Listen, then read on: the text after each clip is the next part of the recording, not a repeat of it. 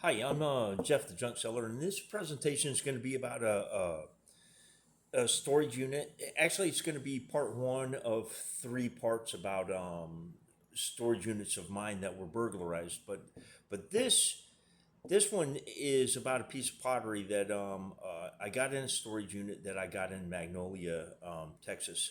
I believe the date was May 17th, 2022 when I bought the unit. I paid I won the unit at $30. The total cost was $35.18 on the unit by the time I was taxed and feed out. Um, I also bought a second unit at that same facility that day. It was $120 for that one, and by the time I paid fees and taxes on it, it was $140.70. And this followed me buying a unit the day before, which was an absolute disaster. I won the other unit was in Houston. I paid $300 for it. It actually cost me $374 by the time I was taxed and had to pay fees on it. But it wasn't anything. It was some kind of weirdo, and it was boxes and boxes and boxes of dirty socks. I'll never look at dirty socks the same. This guy was buying them for $4 and $5 a piece off of eBay. But this unit in Magnolia, I actually bid it because there were a bunch of grid panel in there. I think I can't remember what the count was. It was like 12 or 14 grid panels, and there wound up being a piece of pottery that was a pretty important piece of pottery. It was Frankoma. Now it had Frankoma glazes and Frankoma clay, but it wasn't marked Frankoma. It had a stylized mark. I'll put it on the screen here. That was Joniece Frank's mark. Now, Joniece Frank was the daughter of the founder John Frank, and she ran the pottery up until 1991. And I put this piece of pottery on a Facebook site, the Friends of Frankoma Collector Society, or something like that. And everybody said that they'd seen the stylized JF for Joniece Frank, but there's an O out to the right of that, and nobody knew what that was. And I have an idea that that was to pay tribute to George Orr, the Mad Potter of Biloxi, Mississippi. He lived from 1857 to 1918, and he has an absolute incredible story. He died in 1918. He was largely unrecognized as the genius that he was later to be known for.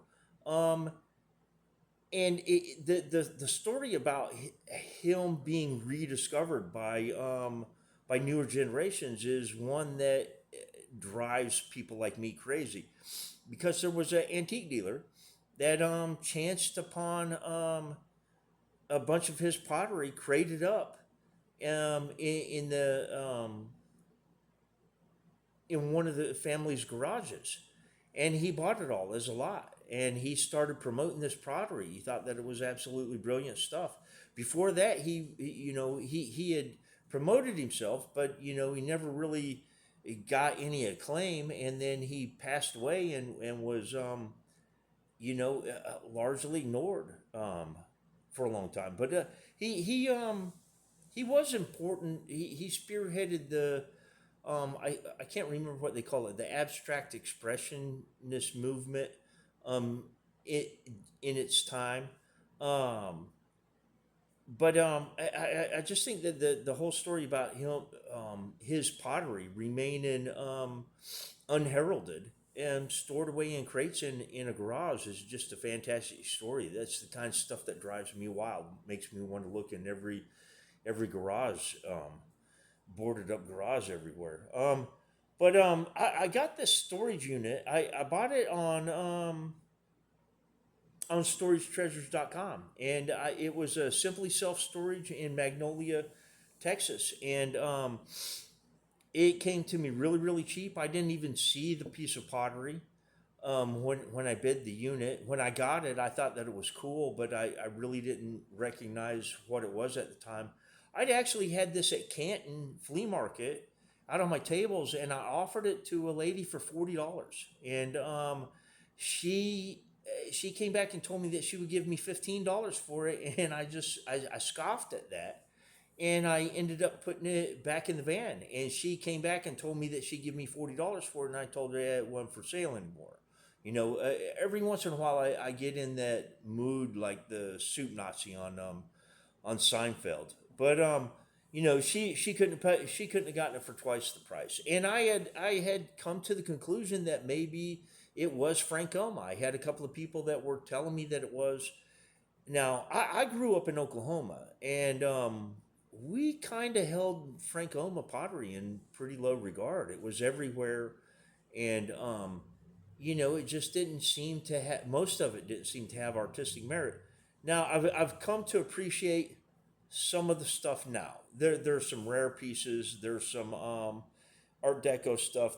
And I've become a fan of certain glazes, but I never would have thought that this one could have been worth what it was. And I never could find comps on it. It's a hand thrown studio piece done by Joniece Frank. And I had this in my storage unit that was the couple of guys out at the market. I know who they are. I think in total there was at least four, maybe five people involved in robbing my two storage units. And I've made life hell for them since then. They have, I think they really regret having stolen the stuff, and they got me for about $100,000 worth of stuff. And this piece of pottery is one of them. And the guy got drunk one night and sent me a message, and he said, "How dare you have a piece of Frankoma pottery for sale on eBay that you accuse me of stealing?" Now, I had told him that he stole a piece of studio pottery. I never called it Frankoma. I was very careful not to do that. And I sent him back a message. We text each other all the time. Still, I haven't had a text from him in a couple of months now. I think he's really suffering right now. But I sent him a text back, and I said, how drunk or how high were you when you sent me that message? And I told him that the only way he even found out about me having an eBay store was he Google lensed that piece of pottery that was sitting in front of him, that stolen piece of pottery, and it took him to my eBay store.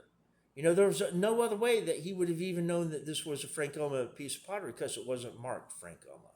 But it's an interesting piece, and there's not another one like it. So if it shows up in a catalog or in a shop or a museum somewhere, I've got a police report, and I can go and I've got photographs. I go in and say, "Hey, that's mine. You have to return that."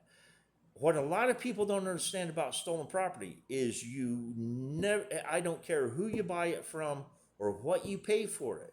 If it was stolen, the person that sold it to you didn't have title to sell it to you.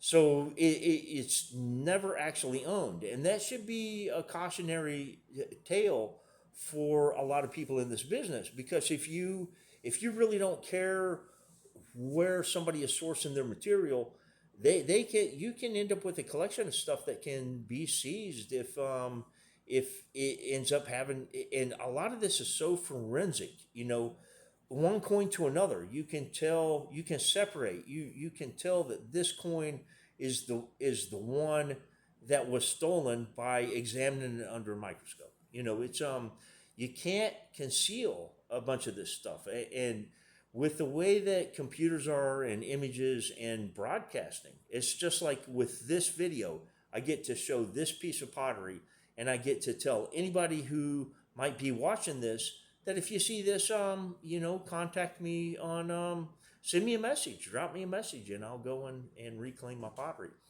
But it is an unusual piece, and it's an unusual mark.